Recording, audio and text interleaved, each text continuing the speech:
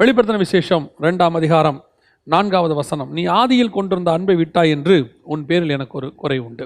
ஆண்டவர் சபையை பார்த்து ஒரு குறையாக ஒரு காரியத்தை சொல்லுகிறார். இந்த 7 சபைகளையும் பார்க்கும்போது 7 சபைகளுக்கும் நற்குண காரியங்கள் உண்டு.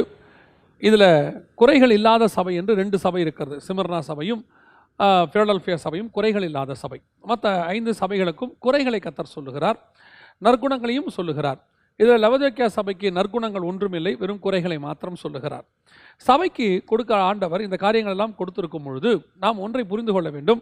இவை சபை தன்னை திருத்திக் கொள்வதற்காக சபைக்கு ஆண்டவர் செய்ய வேண்டிய காரியங்களை சொல்லிக் கொடுக்கிறார். சபை என்பது உங்களையும் என்னையும் குறிக்கிறது. நாம் என்ன செய்ய வேண்டும், என்ன பண்ண வேண்டும் என்பதை, என்னென்ன காரியங்கள் எப்படி எப்படி நடந்து கொள்ள வேண்டும் என்பதை ஆலோசனைகளாக இந்த 7 சபைகளுக்கும் கொடுக்கப்பட்டு, அதில் எபேசு சபையை பார்த்து கர்த்தர் சொல்கிற ஒரு மிக முக்கியமான வார்த்தை என்னவென்றால், நீ ஆதியில் கொண்டிருந்த அன்பை விட்டாய் என்று உன் பேரில் எனக்கு ஒரு குறை உண்டு. இந்த ஆதி அன்பு அப்படிங்கிறது ரொம்ப முக்கியம். கர்த்தர் பல நேரங்களில் இந்த ஆதி அன்பை குறித்து நம்ம இடத்துல அதிகமாக விசாரிக்கிறார். இந்த சபை எபேசு சபை என்பது நம்ம எல்லாருக்கும் தெரிந்திருக்கிறபடி ஆதி அப்போஸ்தலர் காலத்திலேயே ஸ்தாபிக்கப்பட்டது, பவுலால் ஸ்தாபிக்கப்பட்டது, எபேசியருக்கு நிருபங்கள் எழுதப்பட்டிருக்கிறது. இப்படி பல காரியங்களை நாம் பார்த்தாலும் கூட இந்த சபையினுடைய ஆதி அன்பை விட்டுவிட்டது என்று சொல்லி கர்த்தர் சொல்லுகிறார். நாம் இப்பொழுது எபேசு சபை குறித்து மாத்திரம் பார்க்க போகிறதில்லை, எல்லா சபைகளுக்கும் இது பொருந்தும். அதுவும் இந்த கடைசி காலத்திலே கர்த்தர் எல்லா சபைகளுக்கும் சொல்லக்கூடிய மிக முக்கியமான வார்த்தைகள் ஒன்று என்னவென்று சொன்னால், ஆதி அன்பை நீ விட்டு விட்டாய். இந்த ஆதி அன்பு ஆவிக்குரிய வாழ்க்கையில் நாம் ஆண்டவரை தேட ஆரம்பித்த போது நாம் அவர் மேல் செலுத்தின ஒரு அன்பு இருக்கிறது. அது ஒரு நான் சொல்லணும்னா கண்மூடித்தனமான அன்புன்னு கூட சொல்லுவோம். இன்னும் ஒரு படி மேலே போய் சொல்லணும்னா குழந்தைத்தனமான அன்புன்னு கூட சொல்லுவோம். சிறு பிள்ளைகள் இடத்துல வர தடை செய்யாதிருங்கள், பரலோக ராஜ்யம் அப்படிப்பட்டவர்களுடையதுன்னு சொல்கிறார். அதோடைய அர்த்தம் என்ன அப்படின்னு கேட்டிங்கன்னா, அதில் ஒரு காரணம் என்னென்னு கேட்டிங்கன்னா, அந்த சிறு பிள்ளையோட இருதயம் எப்படி இருக்கும் என்று சொன்னால், எதை சொன்னாலும் விசுவாசிக்கும், எதை சொன்னாலும் நம்பும். அதே மாதிரி தான் பரலோக ராஜ்யமும் இருக்கிறது. பரலோக ராஜ்யத்துக்கு வர்றவங்க அப்படிப்பட்டவங்களாம் இருப்பாங்க, தேவன் சொல்கிறதையெல்லாம் நம்புவாங்கன்னு அர்த்தம். அதே மாதிரி தான் அந்த ஆதி அன்பும் அப்படி தான். இந்த ஆதியில் கொண்டிருக்கிற அன்பை குறித்து பார்க்கும்பொழுது தேவன் பேரில் நமக்கு இந்த வசனத்தில் எது சொன்னாலும் அப்படியே நம்புவோம். இந்த வசனம் சொல்லியிருக்கிறது, இப்போவும் சொல்கிறேன், இந்த வசனத்தில் சொல்கிறது எல்லாமே உண்மை, இதை அப்படியே நம்பணும். பல நேரங்களில் இந்த ஆவிக்குரிய அறிவு இதெல்லாம் நமக்கு வர வர வர வர ஒரு லெவலுக்கு மேலே போய் எங்கே போயிடுறாங்கன்னு கேட்டால், இது சரியான இந்த வேதத்தையே அவங்க என்ன செய்ய ஆரம்பிக்கிறாங்க, குறை சொல்ல ஆரம்பிக்கிறாங்க, வேதத்தின் மேலே சந்தேகம் வர ஆரம்பிக்குது, கடைசியில் பைபிள் தப்புங்கிற அளவுக்கு போயிடுறாங்க. ஆதி அன்பு பார்த்தீங்கன்னா பைபிள் சரி நாம தப்புங்கிற இடத்துல இருந்தது. போக போக போக வளர்ச்சி வர வர அவங்க சொல்கிற வார்த்தை என்னென்னா, பைபிளில் நிறைய மிஸ்டேக் இருக்குது, அதாவது அவங்க சரி பைபிள் தப்புங்கிறாங்க. நான் சொல்வேன், எல்லா காலத்திலும் வேதம் சரி, நாம தான் தப்பு. நம்மளை திருத்துறதுக்கு தான் இந்த வேதம். நாம் இந்த வேதத்தினுடைய பல முகங்களை இன்னும் பார்க்கவே இல்லை, பல டைமென்ஷன்ஸை இன்னும் பார்க்கல. சயின்ஸ் எப்பவுமே பார்த்தீங்கன்னு சொன்னால் ஒரு விஷயத்தை பார்க்கலன்னா இல்லைன்னு சொல்லுவாங்க. சயின்ஸ் அதான் அறிவியல். ஒரு விஷயத்தை பார்க்கலன்னா அது இல்லை. ஆனால் வேதத்தை பொறுத்த வரைக்கும் புதிய ஏற்பாட்டு சபை கர்த்தர் கொடுத்துருக்கிறதே என்னன்னு கேட்டிங்கன்னா, கண்டு விசுவாசிக்கிறவனையும் காணாமல் விசுவாசிக்கிறவன் தான் பாக்கியவான், நீ பார்க்காதவங்களே விசுவாசிங்கிறது. அடுத்த ஆண்டவர் சொல்கிறாரு, காணாதவைகள் நித்தியமானவைகள்ன்றார். சயின்ஸ் சொல்கிறது காணாதவைகள் இல்லைன்னு, ஆனால் ஆண்டவர் சொல்கிறாரு காணாதவைகள் நித்தியமானவைகள்னு சொல்கிறார். அப்போ இந்த ஆதி அன்பு எப்படிப்பட்டதாக இருக்கும் தெரியுமா? அந்த காணாதவைகளை விசுவாசிக்கும். சயின்ஸு கண்டா விசுவாசிக்கும். உண்மையான அன்பு எது தெரியுமா? நீ ஆண்டவர் சொல்லிட்டாரு, காணாதவைகளை விசுவாசிக்கும். இப்போது 15ஆம் அதிகாரம் ஆதியாகமத்தின் புஸ்தகத்தில் நீங்கள் பார்த்தீங்கன்னு சொன்னால், ஆபிரகாமை கர்த்தர் அழைக்கிறார். இந்த சம்பவத்தில் நமக்கு தெரிஞ்சிருக்கிற ஒரு விஷயம், தெரியாத ஒரு விஷயம் ஒன்று இருக்குது. என்னென்னு கேட்டிங்கன்னு சொன்னால், 15ஆம் அதிகாரம் ஆதியாகமத்தின் புஸ்தகத்தில் அவர் அவனை வெளியே அழைத்து அப்படின்னு இருக்குது. 5வது வசனத்தில் நீங்கள் பாருங்கள், அவர் அவனை வெளியே அழைத்து, நீ வானத்தை அண்ணாந்து பார், நட்சத்திரங்களை உன்னால் எண்ணக்கூடுமானால் அவைகளை எண்ணு என்று சொல்லி, பின்பு அவனை நோக்கி உன் சந்ததி இவ்வனமாய் இருக்கும் என்றார். அடுத்த வசனம், அவன் கர்த்தரை விசுவாசித்தான், அதை அவர் அவனுக்கு நீதியாக எண்ணினான். இப்போ வெளியே கூப்பிட்டு நட்சத்திரத்தை பார்க்குறாரு. பார்த்தவொடனே இப்படி ஒரு சந்ததியை மாற்றுவேன்னு சொல்லும் போது அவன் கர்த்தருடைய வார்த்தையை விசுவாசித்தான். இவ்வளோ தான் நம்ம நினைக்கிறோம். இதுக்கு பின்னாடி இன்னொரு மிகப்பெரிய விஷயம் இருக்குது. என்ன தெரியுமா? இவன் விசுவாசத்தின் தகப்பன் நம்ம சொல்கிறோம் ஆபிரகாம். இந்த விசுவாசத்துக்கு ஒரு ஃபார்முலா இருக்குதுங்க. என்ன ஃபார்முலானா, நம்பப்படுதல் மேல் உறுதியும் காணப்படாதல் மேல் நிச்சயமாய் இருக்கிறது. இந்த ஆபிரகாம் விசுவாசித்தாரு. எப்படி விசுவாசித்தார் தெரியுமா? நம்ம பல நேரங்களில் நினைக்கிறோம், ஆபிரகாமை வெளியே அழைத்து அண்ணாந்து பாருன்னு சொன்ன உடனே அவர் பார்க்கும்போது நட்சத்திரம் தெரிஞ்சிச்சு, என்ன கொடுமான்னு கேட்டார், என்ன முடியாது அப்படின்னு அவர் சொன்னார் நினச்சிக்கிறோம். இல்லைங்க, அவரை கூப்பிட்டு காமிக்கும் போது நட்சத்திரமே இல்லை அந்த இடத்துல. எப்படி சொல்கிறீங்க அப்படின்னு கேட்டிங்கன்னா, தொடர்ந்து வாசிக்கிட்டே வாங்க. அவர் அவனை நோக்கி இந்த தேசத்தை உனக்கு சுதந்திரமாக கொடுப்பேங்கிறாரு. அடுத்த வசனத்தில் அவர் சொல்கிறாரு, இதை நான் எப்படி தெரிந்து கொள்வேங்கிறாரு. அடுத்த வசனத்தில் அவர் சில விதிமுறைகள்லாம் சொல்கிறார், பலி கொடுக்க சொல்லி. அவரும் போய் என்ன சொல்கிறாரு, அவன் அவைகளை எல்லாவற்றையும் அவரிடத்தில் கொண்டு வந்து, 10வது வசனத்தில் அவரிடத்தில் கொண்டு வந்து அவைகள் நடுவாக துண்டித்து எல்லாம் செஞ்சுட்டு எல்லாம் ரெடி பண்ணிட்டார். ரெடி பண்ண பிறகு 12வது வசனம் சொல்லுது, சூரியன் அஸ்தமிக்கும் போது. அப்படின்னா என்ன அர்த்தம்? இப்போ இவர் இவ்வளோத்தையும் செஞ்சது எப்போ? இப்போ தான் எல்லாத்தையும் செஞ்சு முடித்து பலிபீடத்தில் அடிக்க முடிக்கும் போது தான் வசனம் சொல்லுது சூரியன் அஸ்தமிக்கிறதுன்னு சொல்லுது. அப்போ அதுக்கு முன்னாடி வரைக்கும் இவர் செஞ்ச எல்லாமே பகலில். அதுக்கு முன்னாடி தான் கர்த்தரவனை வெளியே அழைத்துன்னு இருக்க, கூடாரத்தை விட்டு வெளியே அழை. அது எப்போ? பட்ட பகலில், நல்ல மத்தியான வேலையில் ஆண்டவர் கூப்பிடுறாரு. ஏன்னா அதுக்கப்புறம் பேசி முடிச்சுட்டு போய் 3 வயது கேடாரியை பிடிக்கிறாரு, அதை பிடிக்கிறாரு, ஆட்டுக்கடை பிடிக்கிறாரு, புறா குஞ்சுகளை பிடிக்கிறாரு, எல்லாம் பிடிக்கிறாரு. இதெல்லாம் அதுக்கப்புறம் நடக்கிற சம்பவம். அப்படின்னா இதெல்லாம் செஞ்சு முடித்து பலிபீடத்துக்கு மேலே வச்ச பிறகு தான் சூரியனை அஸ்தமிக்குது. அது வரைக்கும் சூரியன் நல்லா இருந்திருக்கு. அப்போ சூரியன் நல்லா உச்சத்தில் இருக்கும்போது கர்த்தர் சொல்கிறார், வெளியே அழைத்து அண்ணாந்து பார். அண்ணாந்து பார்க்குறாரு, நட்சத்திரத்தை என்ன கொடுமா? இப்போ ஆபிரகாமுக்கு நட்சத்திரமே தெரியல பாருங்களேன். வெளியே ஏன்னா பகல், பட்ட பகல், நட்சத்திரம் சுத்தமாக தெரியாது. ஆனால் அவன் அதை விசுவாசித்தான். இப்போ பாருங்க, விசுவாசத்தின் ஃபார்முலாவை கரெக்டாக இருக்கும். காணப்படாதல் மேல் நிச்சயம், நம்பப்படுதல் மேல் உறுதி. அப்படின்னா என்ன அர்த்தம்? என் கண்ணு ஒன்று பார்க்கல, ஆனால் எனக்கு ஒன்று தெரியும், அங்கே நட்சத்திரம் இருக்கு. ஆனால் என் கண்ணு பார்க்கல. ஆபிரகாம், நீ பார்க்குறிய, என்ன பார்க்குற? நட்சத்திரம் தெரியுதா? தெரியல, ஆனால் அங்கே நட்சத்திரம் இருக்கா? நம்புறியா? இருக்கு, நம்புறேன். உன் சந்ததி அவ்விதமாக இருக்கும். இதுதான் விசுவாசம். இந்த விசுவாசம் தான் குழந்தைத்தனமான விசுவாசம். எங்கள் அப்பா ஒன்று சொல்லிட்டாரு, அவர் சொன்னாங்க இருக்கு, எனக்கு தெரியும், அது நிச்சயமாக நடக்கும். இதுதான் ஆதி அன்பு. ஆரம்பத்தில் பைபிளில் எதை சொன்னாலும் நம்புவாங்க, எப்படி சொன்னாலும் நம்புவாங்க. போதகர் சொல்கிற வார்த்தையை அப்படியே ஏற்றுக்கொள்வாங்க. அப்போ போக போக போக நமக்கு என்ன ஆகுதுன்னா, இந்த நிறைய வேத அறிவு வரும்போது, நான் இப்பவும் சொல்கிறேன், வேத அறிவு எதுக்கு கொடுக்கப்பட்டிருக்குன்னா, இதில் உள்ளதை விசுவாசிக்கிறதுக்கு தான் அதிக வேத அறிவு. வேத அறிவு வளர வளர நம்ம என்ன செய்யணும்னா இதை நம்பணும். இப்போ பாருங்கள், சயின்ஸ் நிறைய படிக்க படிக்க சயின்ஸ் அவன் விரும்புவான், சயின்ஸை நம்புவான். மெடிக்கல் நிறைய மெடிசன் படிக்க படிக்க மருத்துவத்தை விரும்புவான். நிறைய படிக்க படிக்க மருத்துவம் பொய்ன்னு சொல்ல மாட்டான். நிறைய படிக்க படிக்க இன்ஜினியரிங் பொய்ன்னு சொல்ல மாட்டான். அதில் அவன் இன்னும் மேலான காரியங்களை செஞ்சுட்டே போவான். அதை இன்னும் அது மேலே இன்ட்ரெஸ்ட் ஆவான். இன்னும் அதுக்குள்ள நிறைய காரியங்கள் செய்யணும்னு விசுவாசிப்பாங்க. அதே மாதிரி தான் நான் சொல்கிறேன், வேதத்தில் வளர வளர வேதத்தின் மேலே டவுட் வரக்கூடாது. வேதத்தை நிறைய வளர வளர வளர கர்த்தர் சொன்ன வார்த்தையின் மேலே சந்தேகம் வரக்கூடாது. அது மேலே இன்னும் பாசம் வரணும். அதான் நான் சொல்கிறேன், இந்த வேதத்தை படிக்க சங்கீதக்காரனுக்கு அப்படி தான் இருக்குது. அதை படிக்க படிக்க படிக்க ஆவலாய் உட்கொண்டாராம் அவர். அதான் சீஷர்கள் சொல்கிறாங்க, நித்திய ஜீவ வசனங்களும் இடத்துல உண்டே.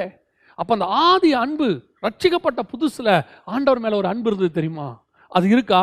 ஏதோ என்னோட சுய கருத்தை நான் உங்களுக்கு சொல்லலை, நீங்கள் நல்லா கவனிச்சு பாருங்கள். எரேமியா புஸ்தகம் 2ஆம் அதிகாரம் 2ஆம் வசனத்தில் ஆண்டவர் ஒரு காரியத்தை சொல்கிறார்.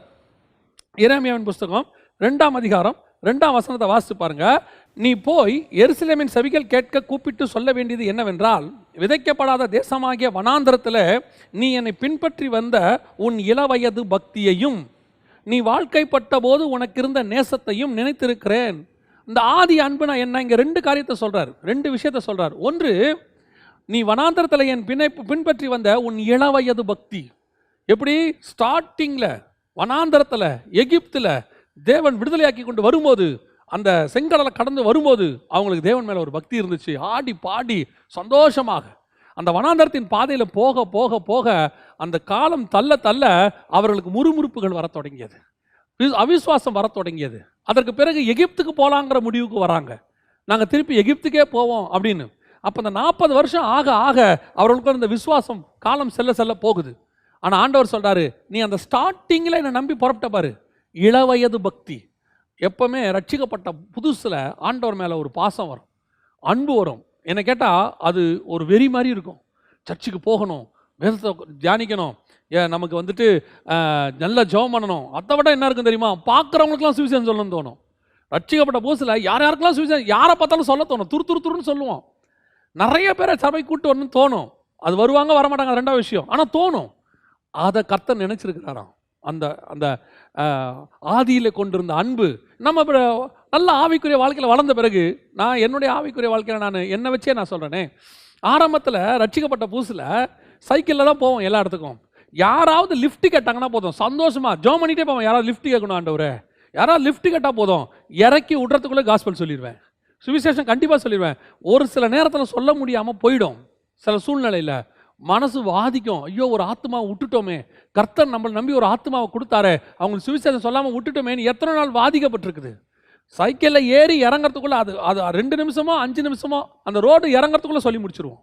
ஆதி அன்பு, கர்த்தர் மேலே வச்ச பாசம் இன்னைக்கு அப்படி இருக்குதா? இன்னைக்கு அப்படி தோணுதா? இன்னைக்கு நம்ம உண்டு, நம்ம வேலை உண்டு. நம்ம இன்னைக்கு எப்படி இருக்கிறோம்? நம்ம ஆவிக்குரிய வாழ்க்கை எப்படி இருக்குது? வந்தோம், ரட்சிக்கப்பட்டோம், ஞானஸ்நானம் எடுத்தோம், அபிஷேகம் பெற்றோம். அதுக்கப்புறம் போக போக போக நம்ம குடும்பத்தை நம்ம கூட சர்ச்சுக்கு போயிட்டு வரதே பெரிய விஷயமா இருக்குது. ஏன்னா அந்த அளவுக்கு பிஸி, டென்ஷன். இப்போ நமக்கு அந்த அன்பு போயிடுச்சு ஆண்டவர் மேலே. அதான் ஆண்டவர் சொல்றாரு, நீ இளம் வயதில் நீ கொண்டிருந்த அந்த பக்தி இருக்குதேப்பா, அது ரொம்ப பெருசு. அப்போ நம்ம என்ன பண்ணோம் நீங்கள் கொஞ்சம் யோசிச்சு பாருங்களேன். அதை இப்போ உட்காந்து பார்த்தா சிலர் சொல்லுவாங்க, அது என்னங்க அன்னைக்கு முட்டாள்தனமாக நான் பண்ணியிருப்பேன், அதெல்லாம் இப்போ நினச்சா சிரிப்பாக வருது. இல்லை, கர்த்தர் அதை நினச்சிருக்கிறாருன்னு இருக்குது. நம்ம குழந்தைத்தனமாக சில காரியங்கள் ஆண்டவருக்காக பண்ணோம் பாருங்களேன், அதை கர்த்தர் நினச்சிக்கிட்டே இருந்தாராம். அன்றைக்கி அவன் எப்படி பண்ணான் தெரியுமா? எனக்காக எவ்வளோ வைராக்கியம் தெரியுமா? அன்னைக்கு வீட்டை பகச்சிக்கிட்டு வந்தவங்க எத்தனை பேர் இருக்கிறாங்க? பைபிளோட கையில் வந்தவங்க அதை விட பெருசு. இன்னைக்கு யாராவது ஒருத்தர் ஒரு வார்த்தை சொன்னால் சுருக்குன்னு குத்துதில்லை நமக்கு, எங்களை பார்த்து இப்படி வார்த்தை சொல்லிட்டீங்களான்னு. ஆனால் அந்த இள வயதில் ஆண்டவர்கள் எவ்வளோ அடி வாங்கியிருக்கிறோம், நம்ம எவ்வளோ திட்டுக்கிட்டு இருக்காங்க, அதெல்லாம் நம்ம சந்தோஷமாக ஏற்றுக்கொண்டோம். வந்து ஜெபத்தில் சொல்லுவோம், ஆண்டவருக்காக இது செஞ்சோம், எங்கள் வீட்டில் என்னை இப்படி அடித்தாங்க, கர்த்தருக்காக செஞ்சோம். இன்றைக்கி நமக்கு யாராவது ஒரு வார்த்தை சொன்னால் உடனே சுருக்குங்குது, என்னை பார்த்து இப்படி சொல்லிட்டீங்களே. ஒரு காலத்தில் இதே ஆண்டவருக்காக எவ்வளோ அடி வாங்கியிருக்கிறோம் நம்ம. இன்றைக்கி கர்த்தருடைய வசனத்தை பேசுனதுனால கொஞ்சம் பேர் வந்து எதிர்ப்பு தெரிவித்தோன்னே மனசு தோணுது, ஐயோ என்னை இப்படி பேசுகிறாங்களே, வசனம் தானே பேசணும், ஏன் ஆண்டவரை, ஏன் இளம் வயதில் நீ இதே மாதிரி திட்டு வாங்கும்போது நமக்கு சந்தோஷமாக இருந்துச்சே, இப்போவும் அந்த சந்தோஷம் இருக்கணும். ஏன் தெரியுமா? அன்னைக்கும் சரி இன்னைக்கும் சரி நாம் படுகிற பாடுகள் நமக்காக அல்ல, கிறிஸ்துவுக்காக, கிறிஸ்துவின் நிமித்தம். அந்த அன்பு இருக்கணும், கிறிஸ்துவின் மேலே இருக்கிற அன்பு இருக்கணும். நான் ஆண்டவர் மேலே அன்பாக இருக்கிறேன், அவருக்காக அதை நான் சகிக்கிறேன். இள வயது பக்தி. அந்த இள வயது பக்திக்கு நல்ல அடையாளம் யார் தெரியுமாங்க? தாவீது. இள வயது பக்தி. எனக்கு சமீபத்தில் ஒருத்தர் சொன்னார், ரொம்ப அற்புதமாக இருந்துச்சு, அந்த தாட் ரொம்ப நல்லா இருந்துச்சு. நல்ல தாட் யார் சொன்னாலும் நம்ம சொல்கிறது ஒன்றும் தப்பு கிடையாது, நான் சொல்லியே தான் சொல்கிறேன். இது எனக்கு ஒரு சகோதரன் விதமாய் சொன்னார், ரொம்ப ஒரு ஊழியக்காரர் எனக்கு விதமாய் சொன்னார். அதாவது சாமுவேல் என்ன செய்கிறாரு, சவுலுக்கு பதிலாக கர்த்தர் வந்து ராஜாவை அபிஷேகம் பண்ண சொல்கிறார்.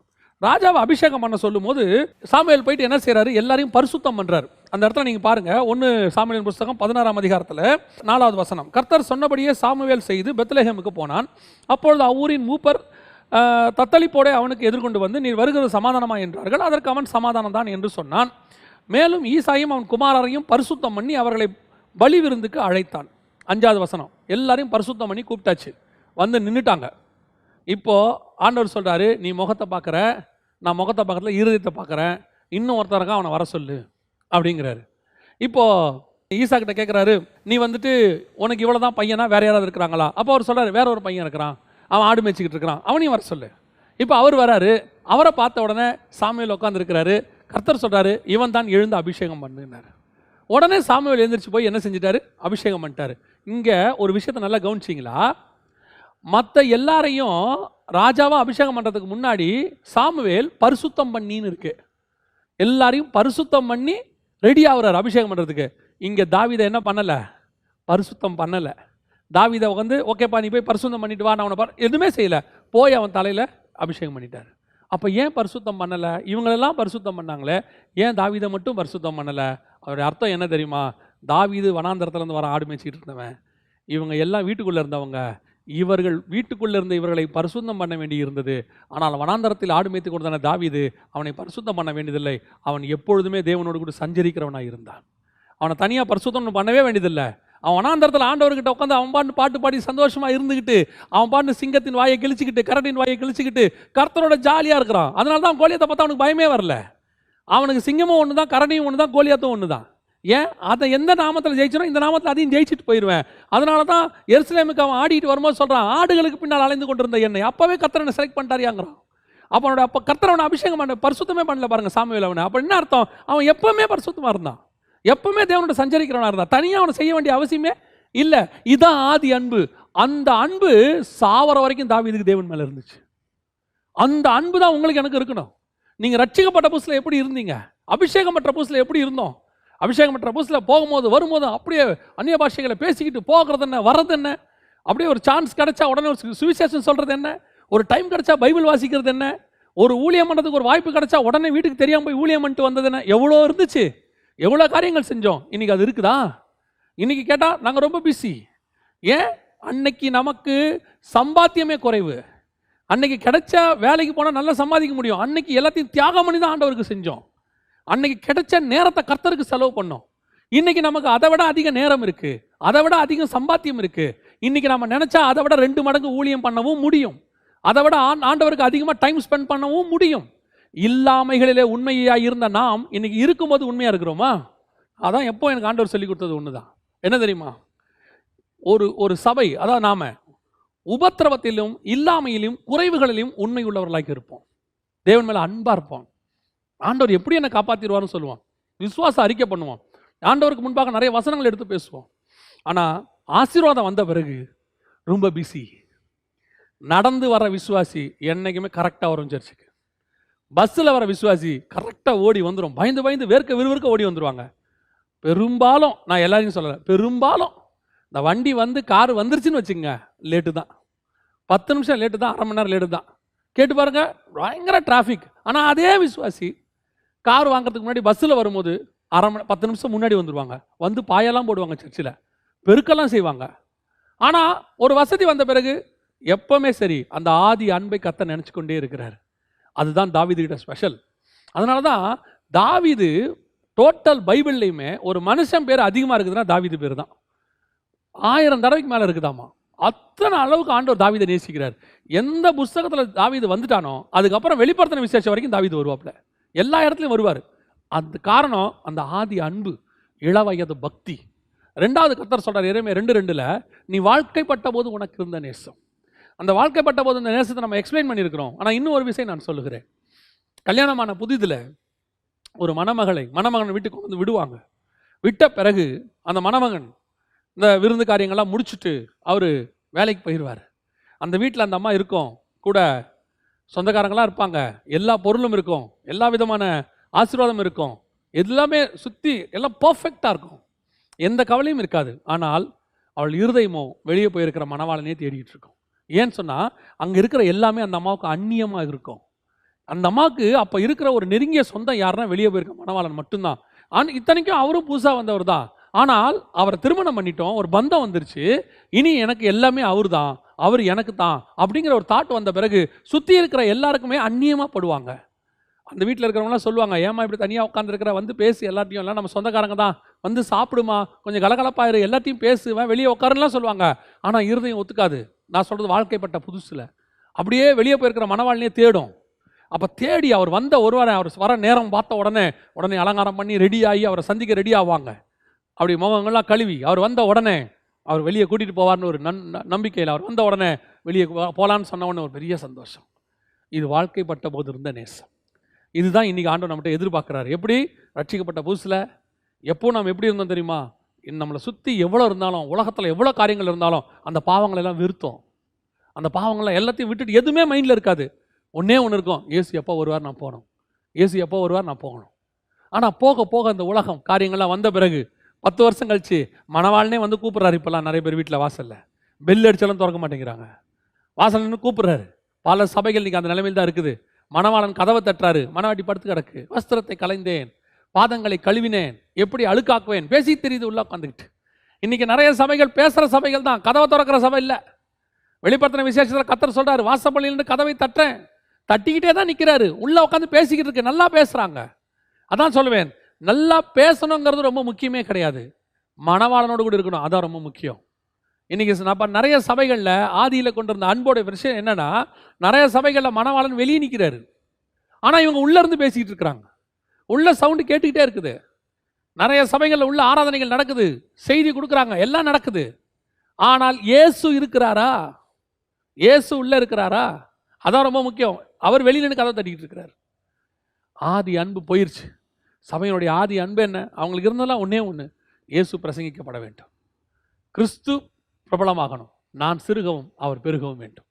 அதான் ஆதி அப்போஸ்தலர். நம்ம அடிக்கடி சொல்கிறோமே, ஆதி அப்போஸ்தலர் காலத்தினுடைய அற்புதம் நடக்கணும்னா ஆதி அப்போஸ்தலர்கள் என்ன பண்ணாங்களோ அதை செய்யணுமே. நம்ம அதை செஞ்சுருக்கிறோமா? ஆதி அப்போஸ்தலர் காலத்தில் என்ன நடந்துச்சு? அவங்க அன்பு எப்படிப்பட்டதா இருந்துச்சு?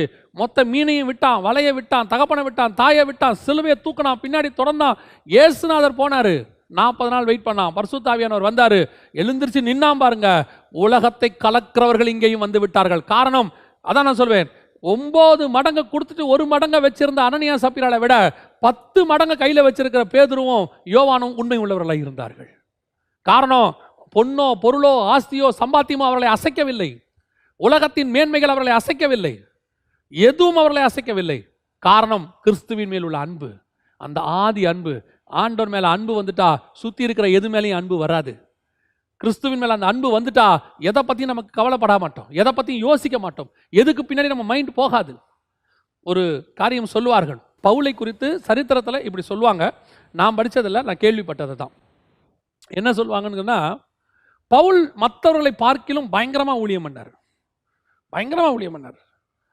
நமக்கே தெரியும், டிஃப்ரென்ஸ் தெரியும். பவுலுடைய ஊழியம் பைபிளுமே பவுலுக்கு பின்னாடி தான் போகுது. அப்போ இந்த பவுல் எப்படி இவ்வளோ ஊழியம் பண்ணார் அப்படிங்கிறதுக்கு ஒரு புத்தகத்தில் விதமாக எழுதியிருந்தாங்க. இவர்கள் அத்தனை பேரும் உயிரோடு இருந்த இயேசுவை பார்த்தவர்கள். நான் உயிர்த்தெழுந்த இயேசுவை பார்த்தவன். அவர் சொல்கிறார், நான் உயிரோடு இருந்த இயேசுவை கூட இவங்க பழகியிருக்கிறாங்க, உயிர்த்தெழுந்த இயேசுக்கிட்டையும் இவங்க பழகியிருக்காங்க. ஆனால் நான் உயிர்த்தெழுந்த இயேசுவையே பார்த்தவன், அவர் சத்தத்தை கேட்டவன், அவரை தரிசித்தவன். இவர்களை காட்டிலும் நான் அதிகமாய் ஊழியம் பண்ணுவேன். இதுதான் அவருக்கு இருந்த ஆதி அன்பு. அவருக்கு இருக்க அன்பை பாருங்க. அதனுடைய விளைவு என்ன தெரியுமா? எப்படி மினிஸ்ட்ரி ஆரம்பிச்சாரோ அது வரைக்கும் அப்படியே ஓடி முடிக்கிறார் பாருங்க. அந்த அன்பிலேயே ஓடி முடிக்கிறார். கிறிஸ்துவின் அன்பு என்னை நெருக்கி ஏவுகிறது. அந்த அன்பு இருக்குதா? ஆதி அன்பு இருக்குதா? எத்தனை இன்னைக்கு இருக்கிற அத்தனை விசுவாசியும் அத்தனை ஊழியக்காரங்களும் ஸ்டார்ட் பண்ணும் போது அப்படி தான் ஸ்டார்ட் பண்ணியிருக்கிறோம். ஆதி அன்பு கிறிஸ்துவுக்காக. இன்னைக்கு ஊழியத்தில் இருக்கிறவங்கலாம் ஒரு காலத்தில் என்ன அசைவு தெரியுமா? எப்படி ஊழியத்துக்கு வந்தாங்க தெரியுமா? வேலையை விட்டுட்டு, எல்லாத்தையும் விட்டுட்டு, தகப்பன் தாயை பகைச்சிக்கிட்டு, ஒரு 10 பைசா இல்லாட்டி பரவாயில்ல, பசி வந்தாலும் பரவாயில்ல, பட்டினி வந்தாலும் பரவாயில்ல, ஒரு பைபிளோட வெளியே வந்தவங்க தான் அத்தனை பேரும். ஆனால் அந்த அன்பு இன்னைக்கு இருக்குதா? அதுதான் கொஸ்டின். கர்த்தர் சொல்றாரு, ஆதியிலே கொண்டிருந்த அன்பை விட்டாய் என்று உன் பேரில் எனக்கு ஒரு குறை உண்டு. அந்த ஆதி அன்பு இப்போ இருக்கா? கொஞ்சம் உங்களை நீங்களே ஆராய்ந்து பாருங்க. வசனம் சொல்லுது, நம்மை நாமே நிதானித்து அறிந்தோமானால் நாம் நியாயம் தீர்க்கப்படும். அந்த ஆதி அன்பு நமக்குள்ள இருக்குதா? அந்த வைராக்கியம் இருக்குதா? கிறிஸ்துவுக்காக எதையும் இழக்கிற வைராக்கியம். ஒரு பீரியட்ல கிறிஸ்துவுக்காக எல்லாத்தையும் இழந்த நாம தான் இன்னைக்கு கிறிஸ்துவ வச்சு எல்லாத்தையும் சம்பாதிக்க விரும்புகிறோம், கிறிஸ்துவ வச்சு எல்லாத்தையும் சேர்க்க விரும்புகிறோம். அதுக்கு என்ன சொல்கிறோம்? ஒரு காலத்தில் கஷ்டப்பட்டேன், ஒரு காலத்தில் பாடு அனுபவித்தேன், அதுக்கு பிரதிபலனாக கர்த்தர் எனக்கு இது எல்லாவற்றையும் கொடுத்துருக்கிறார். அப்படின்னா பவுலுக்கு எவ்வளோ கொடுத்துருக்கணும்? அப்படின்னா பேதுருக்கு என்ன கொடுத்துருக்கணும்? அப்போஸ்தலர்கள் கேட்குறாங்களே, எல்லாவற்றையும் விட்டு நாங்கள் வந்தோமே, எங்களுக்கு என்ன கிடைக்கும்? அவர் சொல்கிறாரு, மறுஜன்ம காலத்தில் நூறத்தனியாய் பெற்றுக்கொண்டு நியாயம் தீர்க்கிறவர்களாக ஆவிக்குரிய ஆசீர்வாதத்தை சொல்கிறாரு.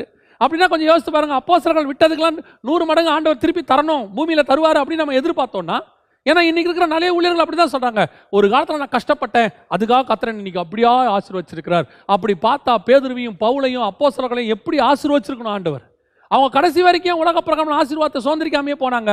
அவங்களுடைய நோக்கம், அந்த அன்பு கடைசி வரைக்கும் கிறிஸ்துவின் மேல் மட்டுமே இருந்தது.